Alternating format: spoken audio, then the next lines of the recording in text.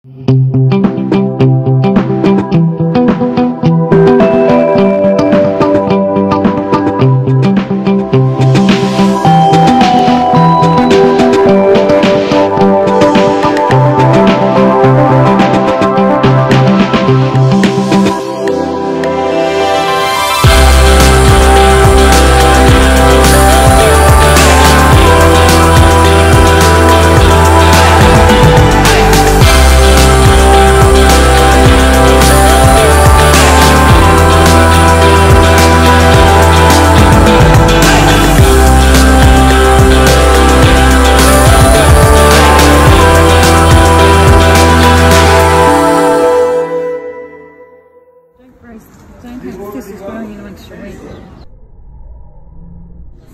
is a school of the 1860s. It's 160 years ago.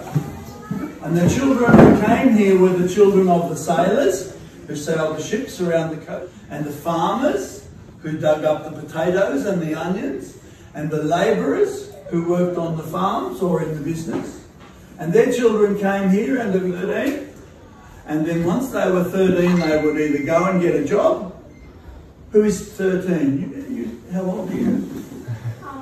10. 10. So in 3 years' time, you would go out and get a job, or you would be a governess on a farm, on a station, or at 16, you might get married and have children. So that's the sort of progress that students have. Front here, girls on this side, boys on that side. So very good and welcome. And Mum can come in too. Very good. So today we're going to do some activities that the students of that day would have done. And the first thing they would have done would be to use a slate. This is a writing tablet. It's not an iPad. It's a writing tablet. You give them out down the girls' side and I'll give them out down the boys' side. And we'll give out some soapstone writing implements as well. I'll put 3 on the desk for you 3 boys, 2 on this desk for you 2, and 3 on the desk for you 3. Okay? Yeah. Okay, about a few down there. The children didn't use pens at this stage. They used soapstone. Chalk wasn't really available at this stage because it cost so much money to bring it from England and one to your friend next door to you. So they used to dig up this soapstone in Gippsland, cut it up and use it to write on their slates. Thank you. You're welcome. There you go. Good manners. Sorry, I've run out of those. If you can have a share, your slate. Please make it clear, because I like to know your name and use your name when I'm talking to you. And before we start this one, does anyone know what this second word here says? Yeah?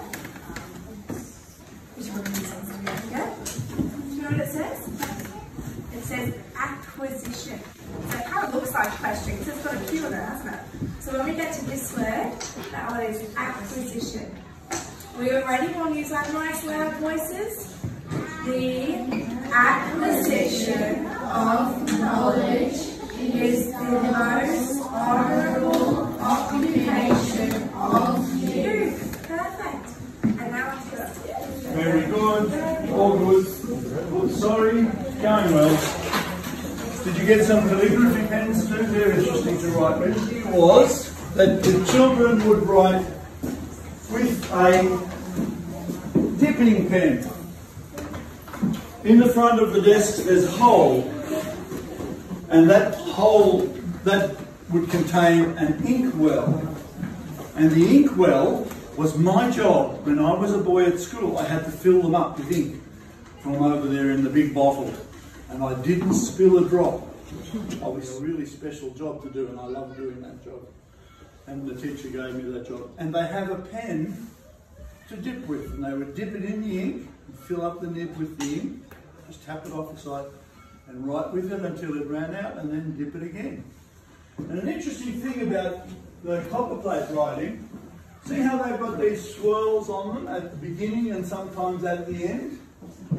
The purpose of that in the development of copper plate was that the upsweep, the curl to start with, was a way of getting the ink to run in your nib. And then once you do the stroke, the upstrokes are narrow, the downstrokes are broad, And then at the end you put a curl or a flourish, and that was to use up the ink to stop it flowing at that letter. So that's the origin of the flourishes on copperplate writing, because they were using dipping pens in inkwells. But today Olympus was a huge advantage in their employability. Victoria put a lot of money into literacy and numeracy of its population before 1900, because it had a lot of money left from the gold rush. And so they built schools and they paid teachers and they developed a curriculum. And so by the 1900s, by federation, a large proportion of the population, they estimate about 80% were literate. Because the people who went to school when they were in the 1860s and beyond, then could read and write quite well. And because Victoria was such a reading society, we had lots of newspapers, and we had a big participation in the debates and the writings leading up to Federation. There were quite a number of Victorian politicians and political figures who were participated in the debates leading up to Federation in 1901. So Victoria played a big part, and literacy and numeracy were very much part of that. The children of the local landholders would not come to this school. They would have their own governess. Probably a graduate of the school might go and teach on the stations.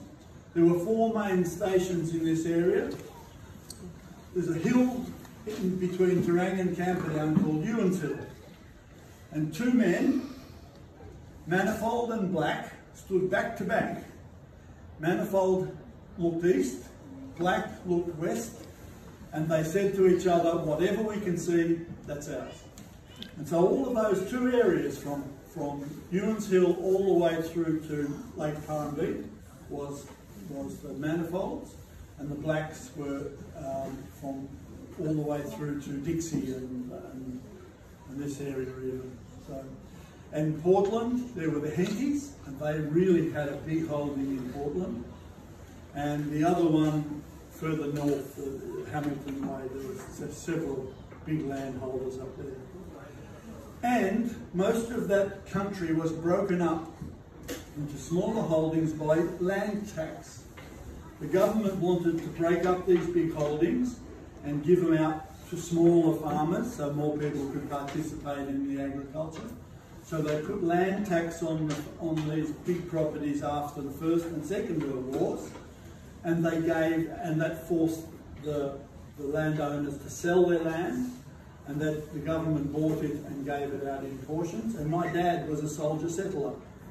In 1950, he was given a block, and our block was actually on Ewan's Hill, the hill that Black and Manifold stood on. And yeah, we had 180 acres and 80 cows, and for 20 years that's how we brought up 7 children. Mum and Dad brought up 7 children. So, those people who own a calculator. Who's got a calculator? Okay, so have I. Look, I've got a calculator. What do we call one of these things?